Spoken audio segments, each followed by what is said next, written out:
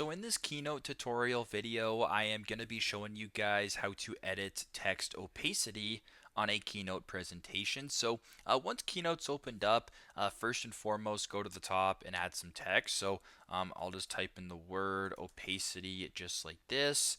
I will then make it a little bit larger as well, so it's easier for you guys to see. So if you want to change the text opacity or basically make it darker or lighter in regards to how well you can see it, press on the text right here, go to the top right, press on style on the left hand side, go down towards this opacity right here. So right now 100% opacity means you can't see through it whatsoever.